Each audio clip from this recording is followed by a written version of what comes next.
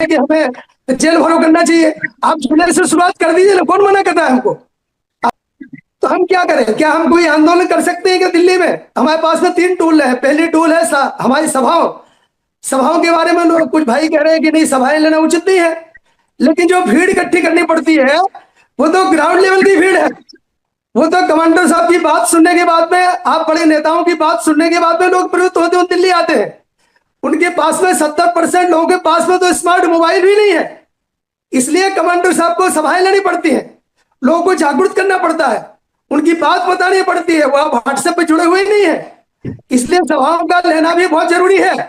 इस बात को समझ के चलिए। आप जो किया जा रहा है, सभाओं का आयोजन करना कमांडर साहब का नेतृत्व में, कमांडर साहब के लोगों को बात सुनाना, ये भी हमारे लिए बहुत जरूरी है।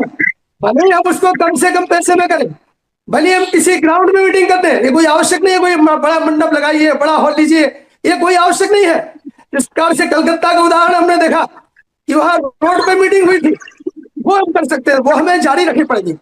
दूसरी बात यह है कि ठोस आंदोलन हमें करना, ठोस आंदोलन की तैयारी करनी पड़ेगी। ऐसा नहीं होता है जो आप हमारे भाई कुछ भाई कह रहे हैं कि हमें जेल भरो करना चाहिए। आप जुलाई से शुरुआत कर दीजिए ना, कौन मना करता है हमको? आप जिले में कीजिए, जिले का प्रांत में करेंगे आपको देखते हुए। अब 65 दिन का आंदोलन भिंड में हुआ था, बहुत अच्छी बात है। तो हम जो है हिंसात्मक आंदोलन नहीं कर सकते हैं। अगर आपको करना हो, आपको छूट है, आप कीजिए, कौन मना कर रहा है? देखेंगे उसका जो परिणाम आएगा। इसलिए हमको आंदोलन भी करने पड़ेंगे और हमको डिप्लोमेटिक अप्रोच भी करनी पड़ेगी। मैं आपको बता दूं, आप बिल्कुल निराश मत रहिए।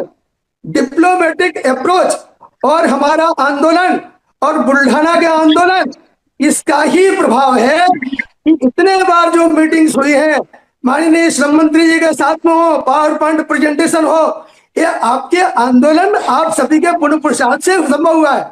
अगर हम नहीं करते तो नहीं होता। तो मैं आपको बता दूं कि आज फरवरी 2022 को सेक्रेटरी एक्सपेंडिचर के साथ में जो पावर पॉइंट प्रेजेंटेशन हुआ, वो एक ऐतिहासिक प्रेजेंटेशन था। आज तक इतिहास में सेक्रेटरी एक्सपेंडिचर ने कभी किसी संस्था को नहीं बुलाया है। इसके बाद में 20/12/2024 को फिर से पावर पॉइंट प्रेजेंटेशन हुआ कमांडर साहब के द्वारा, और तब जो है जितने हाई पेंशन के केसेज हैं उसका दरवाजा खुला, उसका दरवाजा श्रम मंत्रालय खोलने के लिए तैयार नहीं था। और इसके बाद में जो प्रयत्न किए गए हैं एनएससी के द्वारा, अभी जो हमारे सर कह रहे थे, शर्मा साहब कह रहे थे, आप बिल्कुल चिंता मत कीजिए, कमांडर साहब के द्वारा विंडो खुलवाने के प्रयत्न जारी है। 1/9/2014 के जो पहले के केसेज है उसको कैसे किया जाए, उसके बारे में प्रधानमंत्री से करस्पॉन्डेंस शुरू है। संसद को सुप्रीम कोर्ट के कानून का बदलने का अधिकार है, इसलिए प्रधानमंत्री जी को द्वारा अलग से पत्र लिखा गया है और उसके ऊपर भी कई रिमाइंडर चले गए हैं। 1/9/2014 के पहले के लोग हैं, सुप्रीम कोर्ट के डिसीजन को, संसद को कानून, संसद को अधिकार है उसको बदलवाइए। कि जो भी सुझाव कमांडर साहब के पास में आए हैं, दिल्ली का हमारा जो आंदोलन होगा वो विजयश्री का आंदोलन होगा, उसको हमें बहुत सोच समझ के बनाना है। आप अपने लोगों के सबके सुझाव भेजिए।